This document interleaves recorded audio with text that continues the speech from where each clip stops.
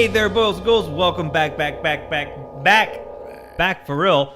Episode of Hollow Weekly. Nick and George here. We have a great episode. Listen, we're so energized, mainly because we took a staycation from the show for like a month. We did. Sorry, and thank you for everyone's patience for hanging in, because we had started another podcast and it was a little more labor intensive than we started another podcast, comedy, and a company. You're doing stand-up comedy. There's a lot going on, like everyone's lives, just like you guys. It blew up like really fast, so we were like, well, what can we kind of keep on like? To be fair though, we did do lives. We did do live streams. We weren't. And if you're not in the Facebook group, please join, because we do weekly lives with the community, which are really well. The Facebook fun. Group's what made us get. We went out to this shitty Mexican restaurant. We were like, all right, let's do an episode, because someone was like, just found the podcast, and we were like, oh shit, we're letting people down. We need to like talk about it more in the group and like let them know what's up, because some people were like, what podcast? I'm like, man, we got like 100 episodes. I know, right? Yeah, come on, yeah, maybe even more than that. We got 100, dude. But we are back, and thanks for hanging in. This episode, we're going to be talking about Ready or Not, which is I just realized the title is sort of like appropriate for our hiatus that we took, because we were not ready or not for this. And we also have something really fun. I just want to get it up front for the listeners so they know that it's coming, because I'm excited about it. We decided to do in aforementioned Facebook group every year. Nick does some really cool stuff. He always builds a Halloween playlist with the group, so everyone contributes songs, and then we build a list. I was gonna make that list. Yeah, totally. I'm gonna make it. Like no, you don't understand. So many people answered. Yeah, I know. I figured I'd take like the first 30 comments. I started scrolling through it, dude. It got up to like 500, and I was like, oh Jesus! Like the commitment was so big that I physically couldn't show up to do it. I'll just take some and then start it out. It'll be Halloween before we listen to all the songs. That's true. So, but here's what I was excited about was, because in the spirit of that, what we're going to do is we're going to do our Halloween. So I think of it like this. I think of it as the night before Halloween and the day of Halloween watch list. Because I don't actually watch movies during the trick-or-treating, obviously. I hand out candy. Yeah. Whatever, like, you got to be in the moment. But the 24-hour period before Halloween nightfall, right? You just want to watch a bunch of good horror, do like whatever. So we're going to build our horror watch list, but what we're going to do is we're only going to use movies from the last 5 years, right? Because it would, like the musical. Yeah, because everyone knows what the watch list would be if you included everything. It would be like Carpenter's Halloween and Exorcist, and like, you're right. So, but are there any movies worthy? Can you build a viable watch list out of? Because that's pretty hard. Most people don't consider anything from the last 5 years Halloween like right. Even if they really like the movie, like Hereditary or something, it's still. I'm not sure it feels like something you would watch on a Halloween. The last like undisputed Halloween masterpiece was probably Trick or Treat, right? Yeah, like something that comes up every year. Right. Yeah, that's definitely right. But so I would think we got some good options here, and then we're gonna want to hear your guys' answers after you're done with the episode. So drop it in a review. Drop it in a review, 5-star review. If it's iTunes. 4, that's fine. 3, probably don't post it. Well, they haven't heard our choices yet, so we don't know how many stars they're going to give it. They're good choices. Just totally fine. They're good choices. Here's what I'll do. I'll guarantee there's not one movie. Oh, you haven't seen. I've changed some of my list. There are. I have some. But I feel like I cover broad. Your list is good, but my list, as I guarantee there's not one person who will listen to this episode and not agree with at least one of these choices. At least, yeah. Well, your choices are solid, but so we have 5 choices each, so there's 10 choices altogether, right? So all I know is that there's 6 guaranteed good ones in here. Do we want to start 5 with of this yours? List? Should we start with this list, or should we start with Ready or Not? Let's start with Ready or Not, because it's not going to take long. Because we just saw this, so we're fresh. We didn't even have a lot of time to think about it. It's first impressions. We saw it at an iPic because Nick's house lost power. It's 140 degrees. Dude, it got so hot here, right? And then I had a nightmare about Michael Myers last night, so I was like burning up. It was really weird, but like he was like chasing us, but like he wasn't killing anyone, so it was just kind of intimidating. He was chasing you with a fan. He was trying to help you out. So we took the girls and went to iPic, which not only has Los Angeles' most amazing air conditioning, but is also like 50 feet underground apparently. So it was about perfect. Yeah, we went to the one in Pasadangas. Perfect venue for this. But Ready or Not was surprisingly good. I really, really enjoyed this movie. Out of the gate, dude, this movie was great. And usually when we see a horror film, like you, me, Jenny, and Alex, no one's ever 100%. It's not unanimous, right? Yeah, in fact, I think the last time it happened was Scary Stories, but that might be the only time it's ever happened. Right, So like we right. got like 2 of them in a row, Right. which is kind of wild. Right. Everyone was just talking about how great this movie No, I was. think it happened in Quiet Place. Did we take them to see it? No, it was just you and me. Oh, okay, It was just a mandate. All right, never mind. Yeah. But yeah, so yeah, it was good to see. Now let's get this out of the way right away, right? Because I felt the tingle on the back of my neck while I was sitting through it, and I will admit that I hate the it's not horror argument, so I don't want to go down this fucking rabbit hole. But we're going to. But no, we're not. No, we're not going to. But I just let's acknowledge it right out of the gate, right? It's a horror comedy. Okay. Yeah. There's a lot of funny stuff. Yeah, it's so this is like a Tucker Dale, Zombieland, Shaun of the Dead. I would say I would say it's a skosh, not as close as Tucker and Dale. Like Tucker and Dale was very silly. This was very silly, but it took itself very seriously. Yeah. This is scarier, and it has supernatural elements, which Tucker and Dale did not. Right? Definitely supernatural. Definitely supernatural. So those parts are true, but it had that same fun, like Hollywood-esque, like you're watching Murder on It starts out Clue kind of feeling along with it. You which get that would never Clue, put in an actual horror movie. Go ahead. You get that Clue feeling like very early. Like like the film, it does that like it felt like how if someone was like, Nick, film like some weird high British society thing, I would film it the way they did it. Totally. Like it just felt so pretentious, Totally, and silly, and you were like, oh man, they're going to be this goofy the whole movie. Totally. Absolutely. Like one of my favorite across class kind of thriller movies, modern movies, is Match Point, right? With I can't say that guy's name, but it's Scarlett Johansson is the female star, and then the guy who played in Did Scarlett Johansson play an Asian woman? the Tutor. No, she didn't. The Tutors, Jonathan Rhys, something, whatever his name is.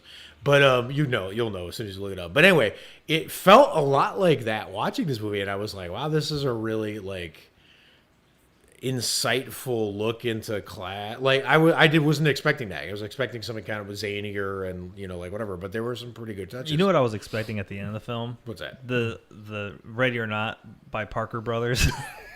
There should be merch. There end. should definitely be merch. Especially of all those board games they had. They were so ominous. Right, totally. So, I mean, I'm sure most of the people listening to this have either seen this or passed on it by this point. This movie's been out for a while, right? And the reason that we wanted to jump in and talk about it, besides the fact that we just really loved it so much, just off the jump, was also we were talking right before this movie came out about how it's been a really weird year for horror on screen. Yeah, Like, I'm glad I don't want to go through the whole topic right now, but there's been this wave of movies that from afar, from like a year away. Last year, I was looking at Godzilla King of Monsters and Us and a lot of movies where I was really excited about them, and I feel like a lot of them didn't pan out. And it's weird because the same thing happened last year, but most of those movies panned out. Like I was super nervous about the Suspiria remake, but it was great, right? Yeah. So like, but this year, last year was the unexpected movies, the movies I didn't know about. Like I had no idea Quiet Place was even a thing, and then all of a sudden it was out, and I was like, "This is great." Mm-hmm. This year, I knew about the movies way off, and they've kind of been a letdown. Yeah, Godzilla was right. Godzilla was not whatever. I didn't enjoy Us very much, and then I still gotta see that one. You still gotta see that one, but then this movie, I was expecting the same pattern to hold, but I just had such a good time watching it. Yeah, in fact, because you and me were going through the list, and I was like, "This might be the film that like changes the tide." Right. Totally. And I don't know if it single-handedly switched my mind over it, but I think it was a really hard hit of like it's playing the role that the original Happy Death Day played. Yes, that the year that came out, right? Exactly. Where that was like it was fun and refreshing, and it didn't take itself seriously, and the director didn't get mad and was blaming people on Twitter. The sequel didn't work out. Yes, all those things. So this is about a girl who marries into the 1%. Mm-hmm. And this family is basically, they have made a deal with the devil to sustain their position of wealth and privilege and power. And it requires occasional sacrifices, which I think was, in a weird way, sort of similar to Cabin in the Woods, right? Yeah. This movie had a lot of echoes of other things, but I didn't bump on it. It didn't bother me. I got that Cabin in the Woods vibe when they were picking out their weapon. Totally. It just kind of, I don't know why, but that. Yeah, no, totally. And also like a lot of the behind the scenes stuff wasn't what you thought it was, and those kind of, which is exactly like Cabin in the Woods. Like when they stumble into the elevator shaft and they're seeing all the monsters, like You're like, you know what? Why I don't know why I disagree with the Tucker. I didn't disagree with the Tucker Dale. I thought it was less than more serious than Tucker and Dale. But now that I think about it, all the way the maids died is just like how the kids died Totally. in Tucker and Dale. Yeah. So I rescind what I said, and they are exactly the same. So, yeah, they're pretty. I feel like Yeah. No, there's very similar. But here's now. the thing. So let's go into like here with. I don't know if you want to do spoilers or not. Like I don't know how much you care, but the spoiler is so before we do unbelievable spoiler- and awesome. If I heard it, it would make me want to see it in the theater. Okay, cool. I'll let you handle spoilers, but before we go to the spoiler, first of all the performances are great. So good. The standout stealing performance to me, which I did not expect, was actually Andie MacDowell, who played the mom, who's a super famous actress. She is who we thought that lady was in Brittany Runs a Marathon. Remember we couldn't put it into it? That was her. When she came on screen, I was like, George, we like the last two movies we saw had the person we thought it was, and then it answered who it was. And then it was. Then it actually was. Crazy that happened. She was awesome. It was so good to see her back. And it was so good when she was laying down ridiculous dialogue that the story required her to lay down about like, you know, the whole family, everyone's going to die if we don't, you know, propitiate to the devil. And like even her cheesy line when she missed the arrow, she was like, forgive me, it's been a while. Yeah, she shoots the crossbow and misses Samara Weaving. And then she's like, in my defense, it's been a while. Like everything was spot on. She was so pro, right? That was, I knew Samara was going to be good because I read a couple of the Dude, you could have reviews. easily put that character in the White Family and Get Out. Totally. And, like it would have been like the same. Yeah, totally seamless. Yeah. Totally seamlessly. So she was my scene stealer. What was your most surprise thing that you really enjoyed? The fucking Evil Dead moment. Which for one me, was when she went into the pit, the goat's pit or whatever. Oh yeah, that was messed. Dude, did that feel like the Evil Dead remake? was Dude, we were messed wincing in the theater because this movie, like, it plays like a teenage horror film from like the early 2000s when you first see it. Like, it just kind of, I don't know, you sort of get that vibe with a little bit of the Tucker Dale and some of the silly stuff. Totally. I even got a little. I Know What You Did Last Summer. The Evil Dead goat pit scene. I don't know what they call it. It was a pit and the goat stalls. It was intense. Whatever. So it's not like super gory. Like a girl gets shot in the face, but it doesn't look that bad. The sounds in the film are disgusting. A lot of people gargling on blood. A lot of it.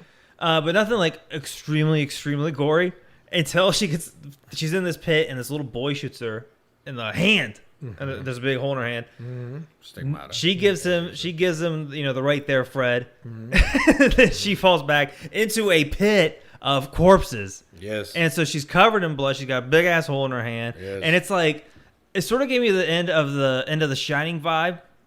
Totally. When you see the skeletons there. Like, skeletons are always fucking scary. Totally. Not enough skeletons in film. This is kind of film something. Right. But a lot of gore. Oh, and there's like flies all over her. And shit. they ripped off which I'm sure is a ripoff from other things, but they ripped off the Quiet Place nail. You're seeing it coming. Yeah, the old Home Alone. The old Home Alone. That's they ripped off the old Home yeah, Alone. I thought it was gonna go in the hole in her hand, Right, and like she was like dodging a bullet. Which would be amazing. Yeah. I actually would have liked that better than what happened. Yeah, so she's climbing up this ladder. It's wood and it's breaking, and then everything breaks. She's holding on. She's cliff hanging. Literally. Yeah, Stallone in it on the Yeah, side. totally. And then she slams her hand down through a nail, but like all that gore, and then the gross ass bodies, and then her getting the sounds of it going through her hand. Yep. That's always disgusting. It just felt so brutal. It did, and there's a lot of gore, especially in the end. Like this is a pretty bloody movie. The end, they kick it up, and it's just like the Evil Dead remake. I mean, it's basically raining blood at the end of this movie. So they didn't pull a lot of punches on that part of it, which I appreciated. Right, like a lot of it was cartoonish, but that's fine. That's what the vibe of the movie, which is totally cool. But it showed you like shit can get real. They did. It was like a nice reminder. They did show you that it could get real, and I actually liked. So I got to give credit to Samara Weaving.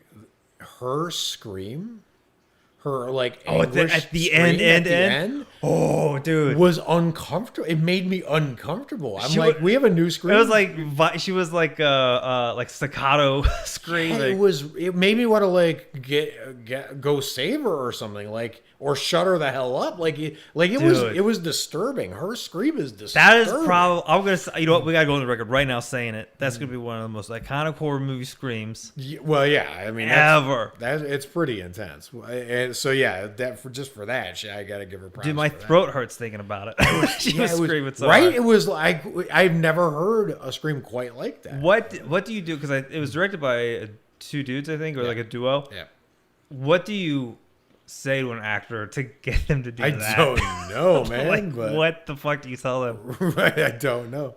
Like, yeah, right. Like you stepped on a Lego, your whole dad's family filming blew Matrix up. 4. I hope. One of those, you're right. So she was fantastic. We know the Andy McDowell part was great. I liked all the bit characters too. I actually liked how kind of determinedly incompetent the father was. Oh, dude. Right? Like he was pretty hilarious. He was just like your shit neighbor, like just Totally. like trying to get shit done. Totally. And it was really interesting actually is to I knew you picked out a really interesting religious thing, so I want to hear about that. And then I the one thing I had noticed that kind of was fascinating to me was how they were miserable but hell-bent to defend their own misery.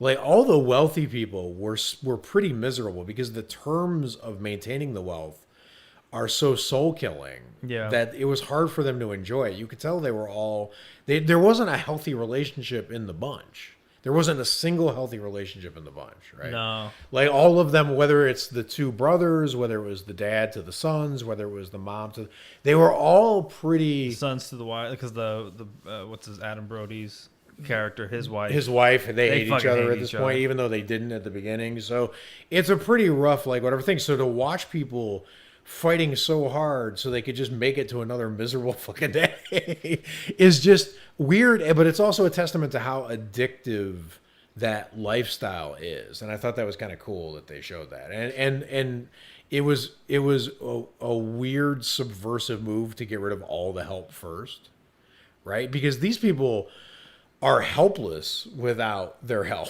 Yeah. Right? That's how they make it. Like there's like I had just you had talked me into watching the Eddie Murphy episode of Comedians in the Cars Getting Coffee with Seinfeld, right? And there's this great moment when he's in the car and he just looks at the camera and he's like, "Yeah, I got a gun." He's like, "I can go there. I can still go there. I just want you motherfuckers to know, like if some shit goes down, I got it. It's still inside me to go there. You know, like you can tell, like once you have that, like you can still like reach down and be like, you know, I'll get violent. I'll do whatever, you know. And with these people, they've been successfully fulfilling this devil's pact and getting rid of people for years and years and years, but always with their minions, right? As soon as the help's all gone, they're a disaster, right? So, which I thought was really appropriate and kind of cool. I like how that was set up. Everyone was so good in this movie. What was the religious kind of? Oh no! So one thing, subtext the you one were- thing I thought, and I was wondering if they were going to go there when they were showing her back getting cut.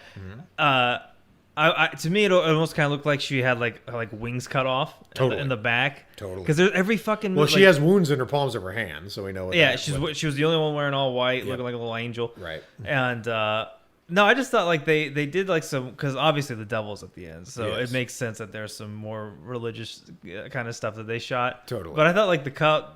To me, I could be wrong. Maybe it's just two conveniently placed cuts on her back. That's got to be on purpose. I thought that was cool because I think in Dogma or something like that, I remember, or was it one of the X-Men films? So, one of the angel characters get their wings cut off, and it's fucking Dogma because I think it's pretty bloody. It just kind of looked like that in a way. Totally makes sense. I thought that was really interesting. The ending, I can't believe they went so hard in the paint for the ending. Like They did. And it was good. that, dude. This movie did. First of all, it has a few jump scares, but it did them right. Like it didn't overdo them. It did it just to kind of fuck with the rhythm. Yep. But the ending, they faked me out. I was like, is it really like this crazy? Like it was the shit they were talking about. What's gonna happen to them was so far fetched. You're like, this isn't like this ritual is not real. Like these guys are just fucking idiots. Yeah. And then they play in like they just basically call our bluffs and not believing them. And they, you talk about balls. They told us how this movie was going to end. Yes, Because they told us the other people who failed to do the pact. They were like, so someone was like, the devil Burned it took them, up. whatever. And he's like, no, I thought they died in a house fire. He's like, that's what they want you to think. And then these people big spoiler, if you haven't seen it yet, these people, all of them fail to satisfy the devil, and he blows them all up. They basically explode one by one, right? So it's like Belko Experiment. You haven't seen Belko Experiment, No. but it's like what happens in the Belko Experiment, if you've seen that, what happens to their heads happens to their whole bodies in this movie. So they all blow up one by one, but then the house burns down. So what the authorities are going to think is they died in a house fire. That's fire. So, I mean, they told us Dude. how the movie was going to end. But what I loved was the aunt, the guy, the dad's sister, one who should play live action Ursula. Yes. Because she had the fucking hair, She she did. had the fucking eyebrows, she had the whole attitude. yeah, dude, she had- I think she was even wearing purple. She was scary. She looked just like Ursula. She was fantastic. She was the greatest. Like, She was intimidating. she was great. She reminded me of who's the woman in Frankenstein? The real mean lady. Is it Frankenstein or I can't think of it. I think I'm thinking of Frankenstein. no, Young Frankenstein, the bitchy kind of Terry lady. Gar? Oh, Madeline Kahn. The That one might who be- sings? I have no idea. Okay. I gotta get the list. I don't even know. The only person I know is Gene Wilder. But she was awesome, and she was intimidating. No, she was the what one she who- said, what she would say though, this is what I was getting at, Yeah. is she kept saying we have to do this before dawn. Yes. And the whole time you're watching, you're like, what the fuck's it? Like for me, I was like, what's the matter if it's dawn? Right. Like you're just gonna kill her, like because there's no. At that point, the idea of anything supernatural was out of the window. Right. So then at the end, when dawn comes and does what it's gonna do, Right. I couldn't fucking believe And it. you know what's funny is because they do a good job of keeping you wondering whether that's really going to happen or not. And I think my favorite moment of the are they or are they not really in a devil's bargain was when Andy McDowell turned to her son and he was like, you don't really believe all this crap's going to happen, like whatever. And she was like, you believe it. He's like, no, I don't. And she's like, if you hadn't believed it, you wouldn't have let her pull a card. And it was totally right. He wouldn't have had her participate in the ritual if he wasn't trying to get out of the consequences of the ritual. He just was like, this ritual is dumb. I'm not doing it. I'm not having my wife do it. Like, you know what I mean? Like, Yeah. But they can't do that. They can't rebel because there's actual consequences, and they knew it. My reason for why I knew they were in a devil's bargain the whole time was because these idiots never could have made that amount of money. Yeah, that's true. There's no way. They're Yeah. all talentless, except for Andy McDowell. They all suck, right? So like, there's no way these people They were could, billionaires They couldn't have off a run a bunch of- lemonade stand, let alone fucking, like get out of here. So that was like whatever. The guy who chases Samara Weaving down, the last remaining help guy, he was awesome, by the way. Props to that actor. Oh yeah, the butler dude. He was amazing. The guy who got half his face burned off. He and- was so great. And his celebrating scene, and that was the coolest flip of the horror cliche we talked about on the way home, was I really enjoyed, there's this moment in this movie where he's got to go track her down and bring her back to the family so they can sacrifice her. And he tracks her down in the woods, throws her in their car, and he's bringing them back. She's in the backseat, knocked out and tied up. He's driving, and he's celebrating that he did it. Like, he did it. He saved the whole family.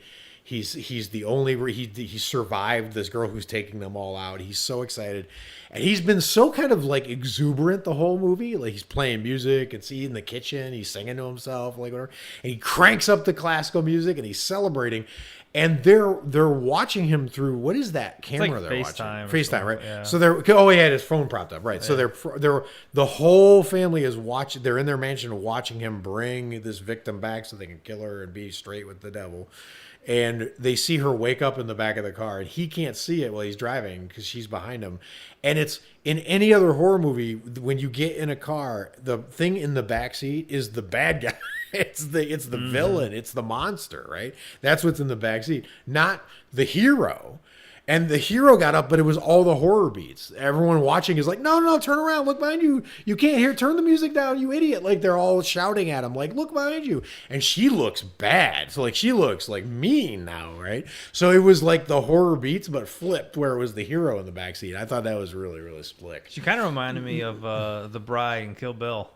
Totally, A yeah. little bit. Totally, absolutely. This movie has a million echoes, which is really weird. But anyway, if you haven't seen Red or Not, Check it Red or out. Not, and you like horror comedy at all. I mean, you got to be sort of in on the horror comedy genre to enjoy this. Yeah, if you're the kind of like it. right. If you're the kind of person who's like the only real horror is Cannibal Holocaust, then this is not for you. But if it's definitely not. You will want to pass hard, even though there's equal amouh of blood at the end of this as Cannibal Holocaust. It's true. It's very true. There's a lot, might be even more. There's a thing. So that's Ready or Not. I'm excited about this next part because we are going to. We got our blitz 5. through our Halloween. Well, it's going to be 10 ultimately because I don't think you and I have any overlap here. But this is our Halloween watch list. If you made us make a 10 movie marathon for the 24 hours before Halloween, and we could only use movies from the last 5 years, these would be our picks. Would be it. You go first. I'm going to go first. So what's your movie? I'm going to come out of the gate so hot. And briefly, why? Why'd you pick it? What is it and why'd you pick it? And are you ranking these? Are you going in order? Like, is your best one last, or is there no particular order? Mine's no particular order. Okay. I thought about it, but it would be so meaningless. Yeah, I agree. Totally. I'm going out of the gate hot saying Child's Play 2019. All right. And why? Dude, this movie, I mean, we did the review on it because we were excited about that. Yes. When we did the halftime summer report. Yes. It's still with me. Like, okay. I'm still thinking of some of the visuals. Like, they started running ads because it's coming out on digital now. And, like, it was the first film in a long time where I was like, I think I might buy it. Okay. Very first time. Because you got 5 years of movies to work with, right? So, like, I'm sure this is not the best horror movie you've seen in the last 5 years. So, I'm sure it's not even the 5th best horror movie you've seen in the last 5 years, but although maybe it is. But the reason I'm asking you is why is it appropriate for Halloween? What's the what? Everyone knows an icon. Yeah, everyone knows him, and I think he did a good job at not. Everyone was like making fun of the design and all this other. No, shit. I think it's great. They're wrong. He was. Yeah, they're wrong. Like that shit was great. That's fine. He was terrifying. Mark Hamill's voice acting was. It was Mark Hamill's voice acting. Yeah, right. It speaks for itself. Right. But this felt like what I thought Chucky was going to be like when I was a kid. Because when I was a kid, I never fucking, like, it was never, like, I couldn't even watch the Bride of Chucky commercials would come on. Yep. And I couldn't watch those. Right. It was as terrifying as, like, what young Nick thinks Chucky would be like. Cool. It felt like a good slasher film, but it also felt like a gothic Hammer horror film. The way they shot the apartment building. Interesting. The way they kept going back to that cool little garbage chute. Like that was a location in the film that was interesting because something crazy always happened there. Totally. Even the little community they had in it, like the relationships were great. I think the real reason you're picking this movie because now that I've gotten to know you so how I think Halloween excites you and I think this movie excited you. I think it was exciting because you didn't expect it to be so good. I think that's because you sound excited talking about it still, which is not. Like, I've never been excited about the Child's Play franchise. I know, but that's right, exactly. But we had a really good time with that flick, so like the audience was in on it totally. Even I loved watching Quiet Place in the theater with you. I loved watching how the audience was impacted by it, and like all those stuff, all the things were really cool. But it's in another world, so it doesn't. To me, it makes it hard to make it Halloween appropriate when. I don't know how to describe it, but like it felt. I don't usually pick sci-fi for Halloween. Yeah. And I know Child's Play is a little bit sci-fi-y, like whatever, but it's more horror icon-y, right? So yeah, everyone knows the small red-headed killer doll. Yes, totally. That's gonna be Chucky. I thought the movie's great, so I'm totally down with watching that in the prelude to Halloween. All right, so my first pick is Cam. The Netflix. Yeah. Really? Yeah, I know. I thought you were lukewarm on that one. I know it feels unusual. It really, first of all, it really grew on me. But no, I liked it. I really liked it out of the gate. It was one of my favorite horror movies. But why did I think you didn't like it? But no, it was the only reason I didn't want to review it for an episode. Is why. It's you, and I forget why that came up. Whatever. But I'm picking it. So I have a particular reason for each movie I'm picking, right? So I'm necessarily by this 5 year window, I'm leaving out some of the stuff I really like about Halloween. I grew up in the days before Halloween, I was always excited for the old horror movie marathons. I wanted to watch Lugosi's Dracula and Bride of Frankenstein and like, you know, The Mummy and The Wolfman. That was my Halloween vibe, right? So I can't get any of that with this new one. So I had to reach for new reasons because the only movie that had sort of like the atmosphere was The Nun, which sucked, right? So like I'm not going to be able to. Was The Nun this year? No, but it's in the last 5. It qualifies, right? For this window. How long ago did The Nun come out? Dude, that feels like fucking 10 years ago, dude. Jesus Christ. She's like the Blair Witch. She changes time. Yeah, dude, that's crazy. But I honestly can't remember how many years it's been. So first of all, I love Cam, but here's the reason why I'm picking it. I'm picking it because there is a lot of really, really cool make-believe that happens in Cam. There's actually an amazing scene in Cam where you think that the girl on the webcam is just trying to really push the boundaries of what weird shit turns people on, but she ends up committing suicide on camera, but then it ends up being fake. And one of my favorite things about Halloween was... Is that how it ends? No, that's how it begins, actually. But one of my favorite things about Halloween was a lot of that, like, back of your mind, like...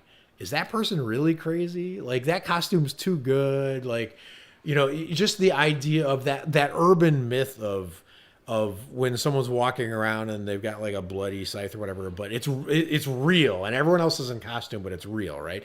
And that's part of what gives Halloween that dangerous like edge, that charge to me.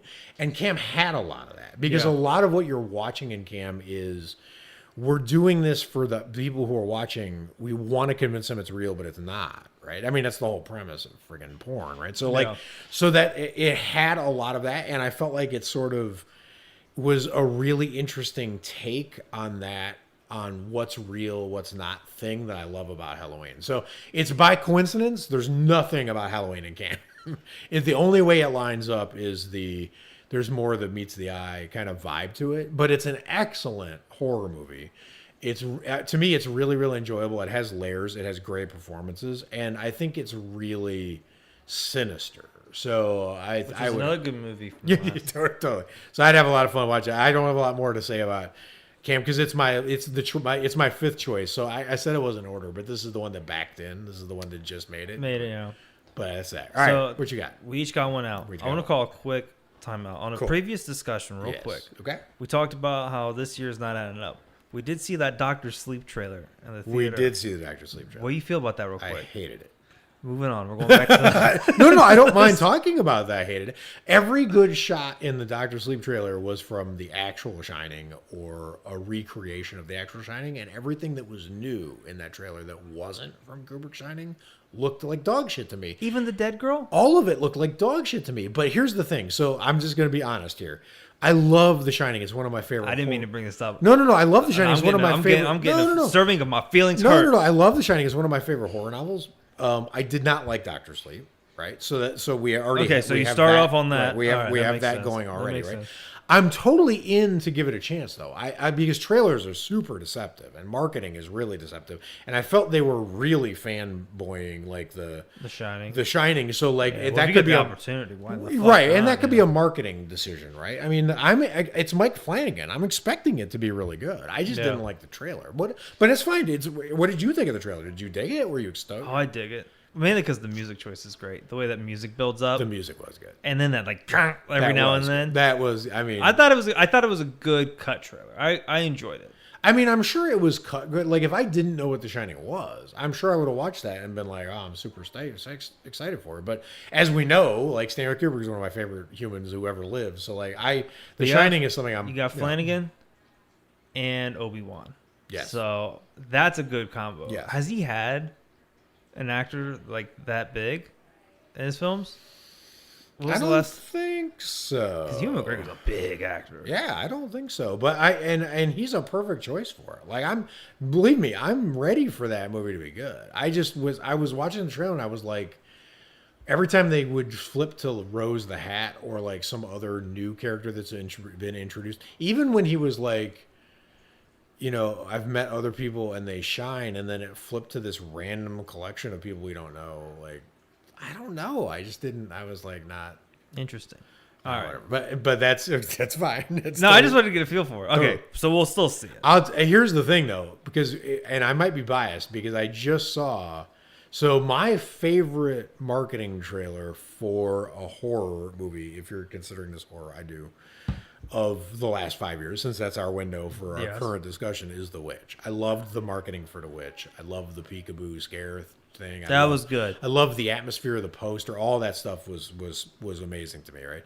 So I really liked The Witch. It really unnerved me, the marketing for it, and as the movie did, because I really liked the movie. But we just saw the trailer for Parasite, which is by the director of The Host. And that trailer blew my mind. That trailer was... That trailer was a movie, blew dude. my mind. That trailer was like... Got me so excited to see that movie. I wanted to like go to Cannes. Right? Like, right? Like that trailer. He pulls the rug so hard out from under you. Yeah, it's such a switch in the middle of that trailer. Yeah. So good. And it reminded me of sort of like Goodnight Mommy, like kind of like you're dealing with someone dangerous. Like you can't trust the people who made this movie. They're gonna screw with you. It's been a while since you totally. And I love that feeling, right? And then the Dr. Sleep trailer felt really Hollywood-y to me. Yeah, I see that.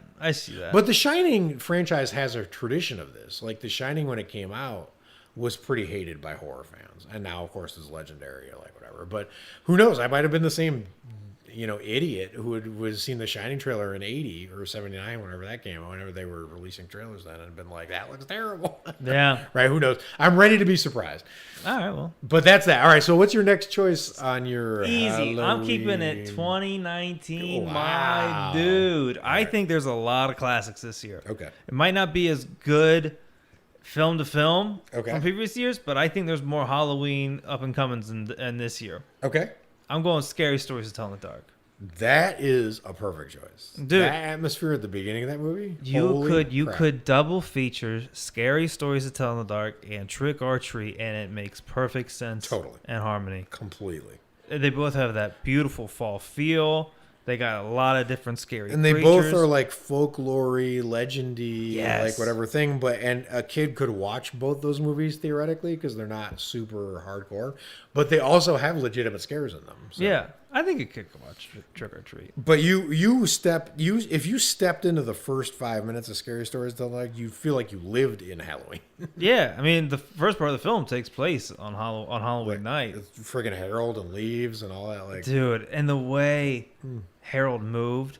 Yep. I was like, sounded. When we came back from the theater, I was like, "Look, Alex, I'm Harold," and I did like that creaky walk. You're like, "Stop!" Because the characters are the monsters. Because I was doing a live in the group. I was doing the Chatty Kitchen. I made those really shitty popsicles. Yes. But I found out a better recipe, and we also did that, so you can look that up. Yes.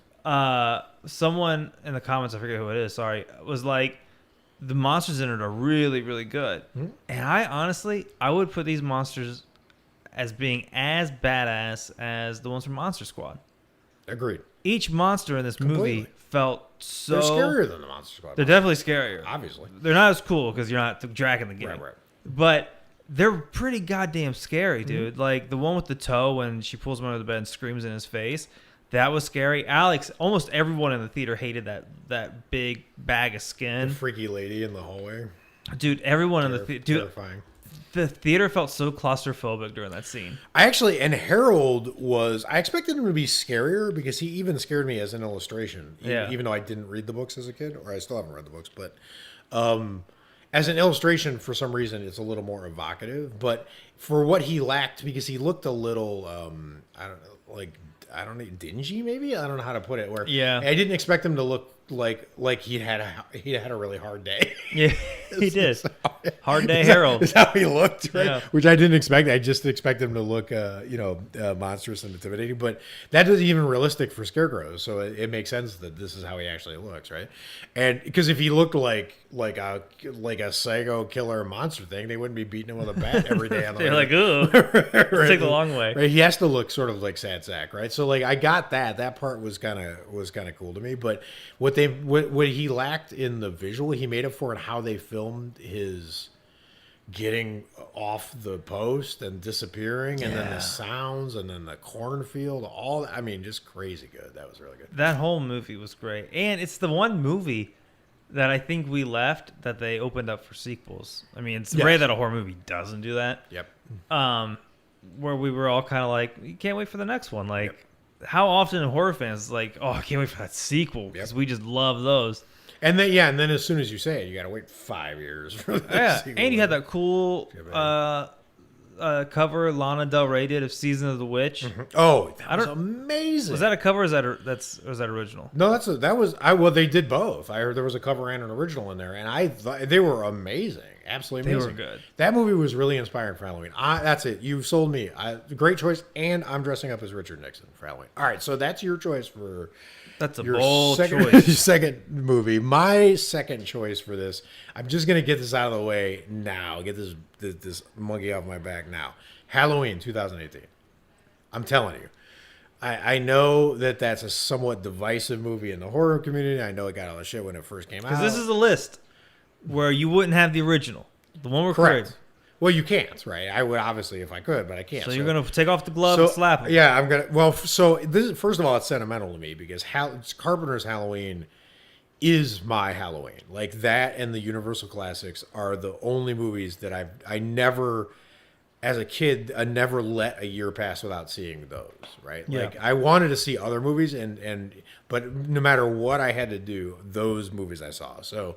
So like that, the fact that I need that music, I need Haddonfield, I need that atmosphere, I need that killer, I need those. So I need those things in my Halloween. That's part of it, but I think it deserves it. I think that first of all, it's the most accurate depiction we're going to get of what Halloween actually looks like circa now, right? Because it doesn't look like the way it used to. People don't dress up the way they used to in '78. Like it, and there's a lot of movies set in Halloween, but Trick or Treat was like an updated version of how Halloween looked then. But now this is like that, so that's part of it. And then also, it's legitimately scary, but it's more than anything. It's the music, right? I mean, Carpenter did the music. The music is phenomenal, right?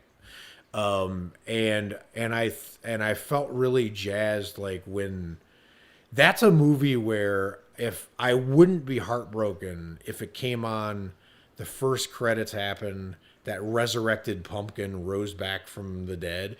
And then someone came and knocked on the door and I started handing out candy and I didn't get to watch the rest of it. I wouldn't be sad. It would have served its purpose. It would be like, you know what?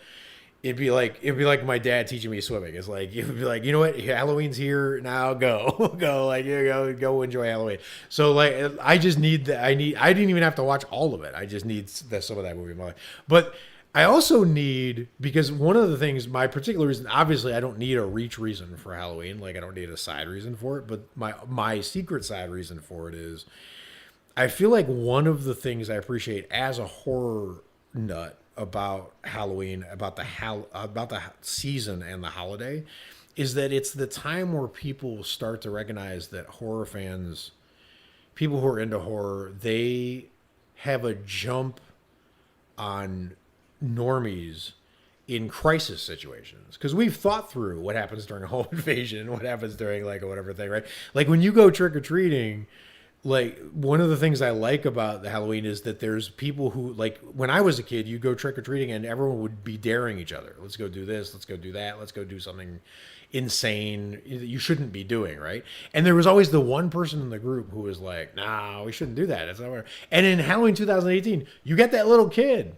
like, Dave, you're going to get killed. And he runs out. Like, that kid, great. That kid was amazing. And he's like my secret touchstone for Halloween, because you need one grounded person who, like, if you go to Halloween, it's like, remember that we were watching the Murder Party with Trevor, right? Oh, yeah. And the only flaw in Murder Party is what kind of idiot goes to that party, right? Like, everything else of the plot works like clockwork. If you can make the jump that some idiot would just actually go to a murder party, right? But on Halloween, you got to go out into the dark with a whole bunch of people you don't know in disguise, right? And then everyone's dressed up like killers, and you got to walk around and act like it's all normal, right? And then there's got to be that one person who's like, that's the first time anyone's ever explained trick-or-treating and made it sound scary. Right. So Halloween's got two things for me. It's got the atmosphere and the music, but it's also got like that voice of reason person that you need in those things. All right, what's your next pick for this watch list? I'm going to go with a film that I constantly get confused with, I'm going with, or no, I say it like I'll be doing a live, right? Mm-hmm. And I'm like, I really like this film. Mm-hmm. And then people will say, did you mean this? And I go, no. I'm gonna go with Terrified. Yes. Not Terrifier. No. I don't really care for that one. Right. But Terrified, the foreign film. The South American film. Christ, was this good? I was thinking about that today. It was before we went to go see Ready or Not. Mm-hmm. I was taking a dump and I was looking at my list and I thought to myself, this film scared me sitting on your uncomfortable couch. Yes. Like frightened. Yes. Like I was sitting there kind of like my back hurts. Yes, like that movie is that scary. That movie will rattle you. Yeah. That movie rattles the shit out of you. Like it opens up to this like sort of kind of beautiful homage to Nightmare on Elm Street. Mm-hmm. a little. And then from there on out just it doesn't linger on that. It just does its own crazy. I can't even, like, if you explain all the beats that happen, you're like, how are those connected? Right. Like, it doesn't make any sense. Totally. Like, that's how crazy this film is. Totally. And it delivers. All I'm saying is that Did you go through our back catalog for this list? Because we have an episode on Terrified, too. We've reviewed Terrified. We did Chucky. We did Child's We didn't do Scary Stories. We should have. Yeah, but we didn't. Yeah, but we didn't. So, proceed. No, but this film has one. I think it has one of the best scares. I think actually, it's tied for first place. Okay. If it goes to second, I'm not mad. It's fine. Scariest horror movie scene in the last 10 years. Okay. Number one probably being Toni Collette in the corner. Hereditary, right? But both these films kind of do the same thing where your eye has to figure out what exactly is happening. Like they're both similar. Totally. Like you sort of have to figure out like what's going on in the frame. There's a lot of cool background stuff going on, which is what was missing from the Halloween series after 2. Like 3, 4, 5, there weren't, not 3, 4, 5, 6, there weren't a lot of, they didn't do a lot of that effective Michael Myers in the window in the background watching people doing like whatever thing. This movie, you got to watch the background and Terrified every second because a lot of times there's things happening in the background. Yeah, and that you need to know. The scene when the guy gets in the car. Mm-hmm. Like that was amazing. So like when I watched Hereditary, like you see the kid, and I noticed Toni Collette pretty early. Yeah, and I was like, oh shit. Yeah, and like it's scary because it plays out and he's there, mm-hmm. and he doesn't. But Terrified scene, that the time that elapses from your eyes thinking what is that to it telling you what it is so short. Yep. that you're not prepared for when it happens, and it scares the fuck out of you. So well done, and I'm glad you have a really scary movie on this list because you need that for Halloween. You need to have one big knockout. And let's be honest, horror fans pretend a lot because they get caught up in the if it's not scary, it's not a horror thing, which has always been bullshit because there are very few movies that are actually scary to horror fans after you've watched a lot of horror movies. True. Because you develop like a mental, emotional callus. Like you get jaded. Like it's not a thing. And there are very few movies where if someone was like recommend a horror movie, I could be like, I recommend Quiet Place, but I don't think Quiet Place is scary, right? Or recommend like whatever. I don't think a lot of those movies are scary. Once in a while, a movie comes along that I just feel like is indisputably scary, right? So I had that experience with Last Shift, which I still don't think you've seen. I saw the scenes. Right. I've had the experience with Autopsy of Jane Doe, right? Which I've seen most of. Right. And those movies I feel like are legitimately scary movies. And Terrified is one of those Terrified movies. is the heaviest. Right. And plus, to me, there's nothing better in the world than watching a very fucking scary movie with your significant other. Totally. That feeling of the world where you're both just so fucking, you're holding on to each other like, fuck, it's just gonna happen. Because then when it's all done, like it just makes the movie way. Was Alex terrified of this movie? We haven't watched it together. Oh. Like this is my dream in life is that happen. we could watch this movie and get freaked out together. Because the only other time that's ever happened was like a long time in high school. I watched The Strangers with a girlfriend. Okay, and it was the one time like I vocalized. I was like, presumably she also was terrible. Yeah, we were both terrible. It'd be weird if she was like, what are you yelling about, dude? Exactly. You didn't think he was gonna be in that window and she went up there, you idiot. But Terrified delivered just a legitimate amount I'm all of for good scares. All right, so my third choice is horror noir, and I'm picking a documentary because I just watch a documentary here, and it's all a throwback to everyone who listens to this podcast at this point knows we're obsessed with the Bravo's 100 Scariest Movie. Yeah, countdown. movie moments. Yeah. And that was my other Halloween go-to. So it got me in the taste to always watch a good horror doc, right? And I've done it every year. So I watched The Island of whatever that movie is called, the one about the making of the Island of Dr. Moreau with that Richard Stanley directed with the Val Kilmer thing. That was a great, behind the scenes horror doc. There's a horror doc called Nightmares in Red, White, and Blue about American horror. That's really good. Never Sleep Again is a Never Sleep Again. It's like incredible horror doc, right? So like there's a lot of amazing documentaries, and I haven't liked a lot of the more recent documentaries. I didn't like Room 237, so there weren't a lot. There's been a lot more true crime or serial killer documentaries. It's everything after post the Jinx and Serial podcast seem to go that direction. Yeah. So we're getting a lot more Manson and Bundy and like whatever, which is not my Halloween vibe. But horror noir is an excellent horror documentary with a lot of behind the scenes tidbits, and I love watching a movie where when you go out into the Halloween night afterwards, when you see people in costumes, you're like, oh my God, that costume goes back to the 20s. Or, oh my God, I know this about that. You know what I mean? Like it just, it's good to know some of the behind the scenes details of how horror icons came to be what they were. Right. So, I think that, and more people should just see it. So that's why I've been wanting to watch that for so long. Dude, that's what I hate about all the movies that come out. There's so much content now. Yeah. And it's like, I end up just watching reruns of The Office.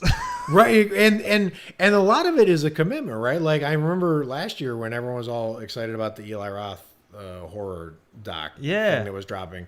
And I tried to watch it and I just felt like it was just really basic. I'm like, I don't know, like whatever, not to be whatever about it. But then I gave up on it. And the reason I gave up on it is, this is 6 hours or whatever that adds up to. Like I just, there's just not enough time with all the good things that are out there. But this Halloween, I will make time. Okay. We're rounding the corner to home. We got a pretty solid list here. This is a good list. I'm gonna keep it solid. Okay. Quiet Place.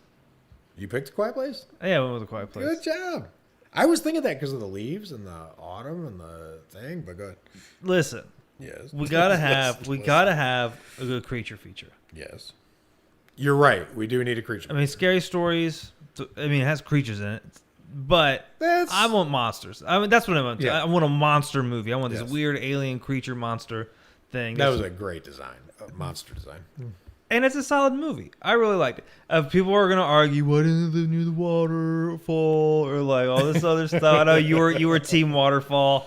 Yes, I was. That all that considered, I think it's really well written. Yes. I think it's really well directed. Totally. Plus, John Krasinski and Emily Blunt, they're fantastic in everything. Impeccable cast. Yep. The little girl was great. Totally. The boy who got killed early was great because he was an idiot. Don't put the batteries in the airplanes. You dupe. Get that shit out of here. Yes. No, well, that's not one. This is like one, like 4, 5, 6 reasons. Yes. Everyone changes body language when they watch this movie. Everyone gets quiet. That's true. Like in the theater, like we talked about it 1,000 times, but like cool. When people were tiptoeing like Looney Tunes to get to their seat because they don't want to make noise, that shit's great. How many movies command the audience? That's the thing is I don't think sci-fi usually for whatever, but like I'm not. Trust me, when I catch a Halloween marathon and like them or The Day the Earth Stood Still or The Thing come on, like I'm wrong. I'm totally fine, right? And I feel like Quiet Place sort of serves the same purpose because it's got a really cool atmosphere. Yeah. And my favorite thing about The Quiet Place is it's weird that you picked this considering what the movie I'm about to say, but my favorite scene is the warning system they built up. And just the visual that happens when they fire that thing up. Because I feel like that to me is my favorite. Because in Halloween, one of the things that happens is you walk around and you're just looking into other people's houses. You're like snooping, right? Like, and you're checking out because you don't go door to door any other time. So like you're checking all these things, whatever. And in Quiet Place, there's that great moment when they shoot across the other houses and you see other people with their little quiet survival, outposts and things that they got going on. And I feel like that is a very similar like community feeling, right? Because Halloween is a community event essentially. Right? So I do like that. Although in Quiet Place, I think they all die by the end of it. So hopefully that won't happen on Halloween. Some people die. That weird guy dies. John Krasinski I think dies. when that thing comes back up and they pan back out, I don't think we see any lights on anymore. I think when they pan across all the houses, I think all those people have been snuffed out. But I could be wrong. I don't know. I completely forgot that scene. That's why I put it on the list, because I need to rewatch it. Duh. Need to rewatch it. This is interesting that you picked that, because my pick, and I was torn because I almost made this the movie I wanted to watch right before Halloween started, but since we aren't going in order, I really do believe that's probably just going to be Halloween 2018, as predictable as that is. But yeah, I'm picking The Invitation, and the reason I'm picking The Invitation is, you've seen The Invitation? Mm-hmm. You haven't seen it. So the reason The Invitation is just a tremendous horror movie that caused a lot of buzz right when it came out, and I think it's already basically been forgotten because it's a pretty quiet movie, and there aren't a lot of scenes that really could go in like the pantheon of like great, horror, like whatever scenes where, because it's a quieter movie, right? It feels like The Invitation feels like, to me, the movie that most felt like Invitation that I've seen in the last 5 years is Hereditary. They feel very, very similar. So I think you'll like The Invitation because you love Hereditary. But all the scenes with Toni Collette and dealing with her guilt, and when she met the woman who was like in the grief thing, all that felt very like Invitation-esque to me, right? So like, I really do. I love the movie. I love the director, right? So I think she's the one who did Jennifer's Body. So I think cool. I think that's just a really talented director. But the reason I like this, the reason I'm picking this the most is because it's the most dangerous movie depiction of what happens when an event gets out of control, right?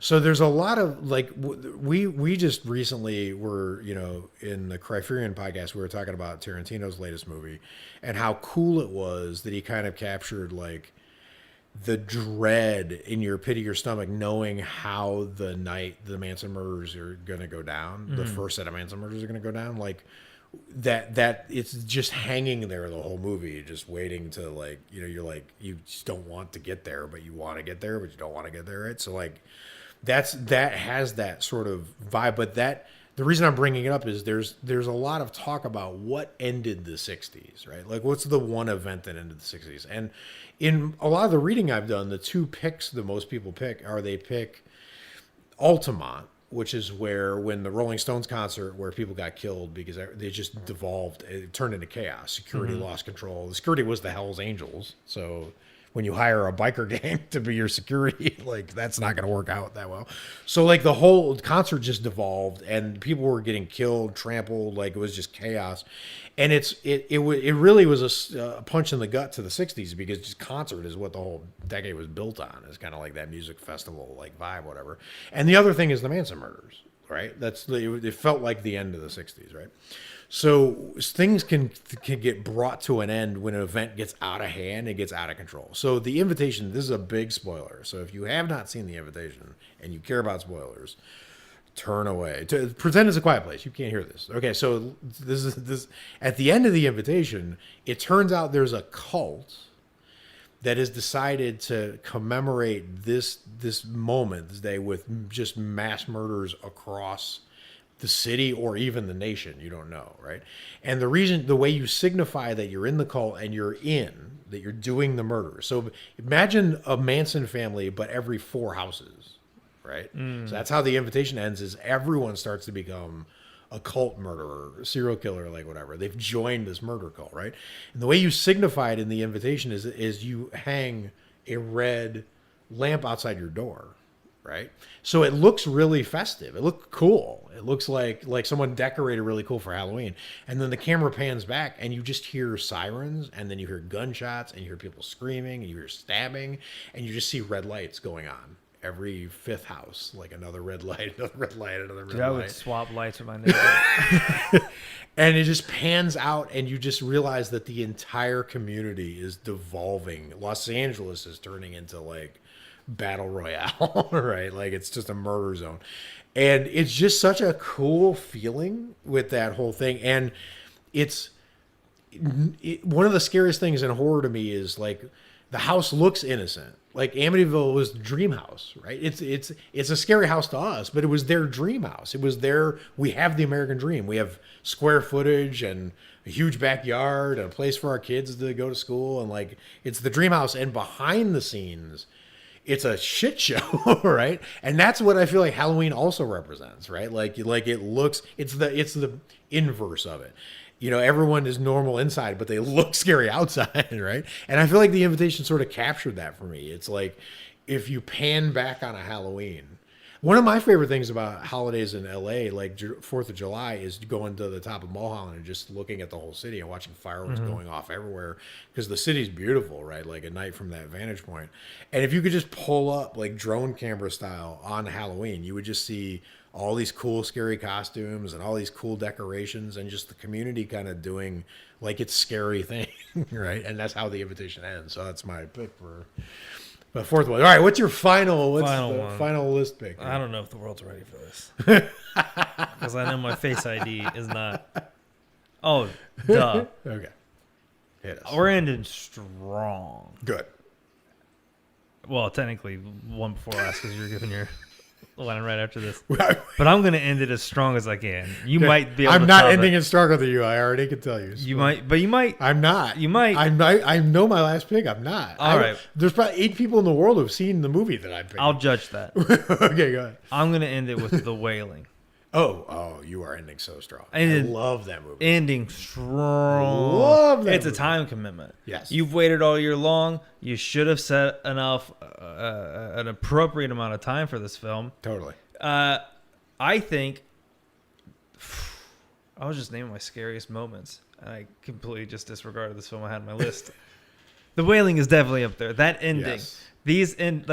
Your list got scary. Like your list was fun, Listen, and then it got scary. it got real. Terrified is scary, and The Wailing is terrifying. Listen, I figured if this is the last image you're gonna see on Halloween night, why not be that weird Japanese devil dude? I'm with you. I'm totally with you. He was horrifying. He was. And I think now that audiences have gotten hip to stuff like Mindhunter, like where it's like we're more following the cop and like the investigations and stuff like that. I think people are a little more forgiving of like them taking their time solving these cases to get an ending that great. Yes, totally. I didn't expect myself to even like get into it as hard as like it was one of those films where it was like, you know, I was gonna play some games. I was like, I don't want to play that. I'll watch a movie. Right. Put on The Wailing like on like my other monitor. You knew it was good, but it didn't feel like you were expecting a lot out of that. Yeah, like I was like, I've heard a lot of good stuff about this movie. I'm sure there'll be some great scenes. And then I started it on my computer, on one of my monitors.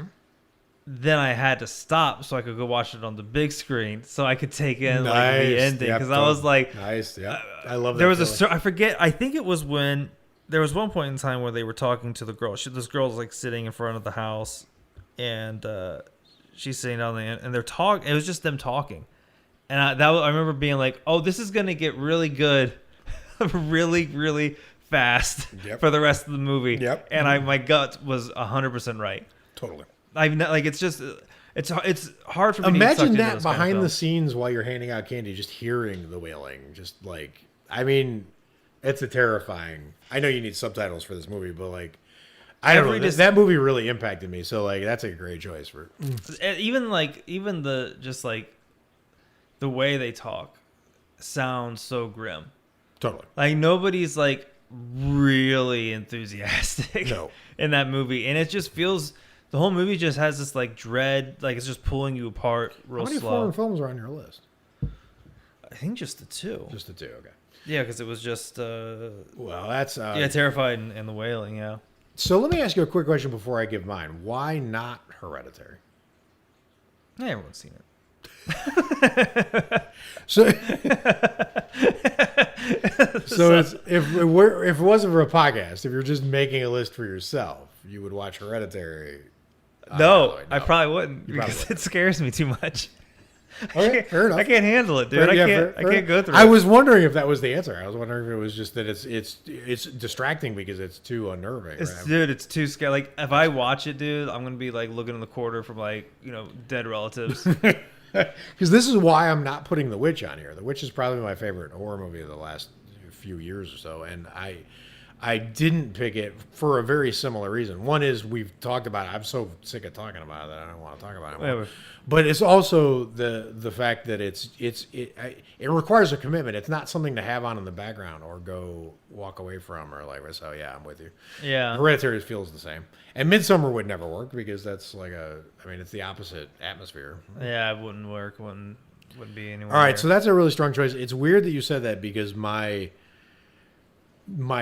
until like right before you hit go on this recording, like I have been fighting about what my actual last choice was, because my last choice since we came up with this idea, my final choice for this has been Train to Busan. It's been Train to Busan for a lot of the time. It's hard to imagine not having a zombie movie in a Halloween marathon.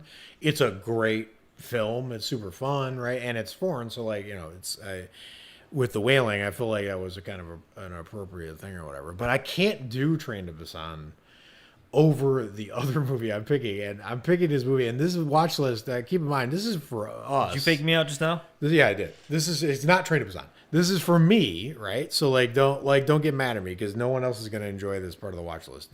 I think our watch list. I could hit stop, and then they'll never know, and then they'll be like, he did it on Train to Busan. But my final choice is the movie Stoker. It's a movie that almost no one has seen, right? And it's a tremendous film. The reason I'm putting it on here is because of all of the movies that I've seen in the last 5 years or so, it feels the most like Hitchcock. And Hitchcock is my other secret Halloween touchstone. Yeah. I need a Hitchcock vibe in here, right? It's such a Hitchcockian movie. It feels like it's almost like Brian De Palma-esque. It's almost like they did it on purpose, and I'm sure they did. Like a lot of the references are in there on purpose, I'm sure. But one of the reasons I'm putting this movie here is because you don't know this because you haven't seen it, and I'm talking to the world right at this point. But what's amazing is this movie is about the creation of a serial killer. And what's amazing about this is the person who's the serial killer, the reveal comes at the end, and it's someone discovering that they've always been meant to be a serial killer and embracing it. And because horror completely embracing it. And the final shot, the final sequence of Stoker is mind-boggling. It's so good. I'll show you. It's like 90 seconds. I'll show you when we're done recording. But it's so good, and it's so perfect for what it was. Even the music is perfect. Like whatever. The way it's shot, all that is perfect. But the reason it's my tie-in is because I feel like horror has basically shifted towards the Seven, Silence of the Lambs kind of like serial killer Zodiac mode of late. I feel like the most interesting things I see in horror, with a few exceptions like A Quiet Place or something like that, I feel like they're all Mindhunter, Fincher, like those kind of things, right? And this represents that kind of thing really, really well. But you don't get to see the origin story of a serial killer done that well. This movie is Brightburn, written by Hemingway, right? This movie is Brightburn, written by like a next level mind, right? So it's kind of the same beats and plot as Brightburn a little bit, but obviously more realistic because everything in Stoker could really happen, but. It's because it captures that serial killer thing really well. I didn't want to put Ted Bundy thing on there. I didn't want to put the doc. I didn't want to put the extremely vile and extremely close. Extremely boring. Whatever that was called. You know, I didn't want to put Mindhunter or cheat and put TV. I already have a doc on mine, right? So I wanted to keep it all movies.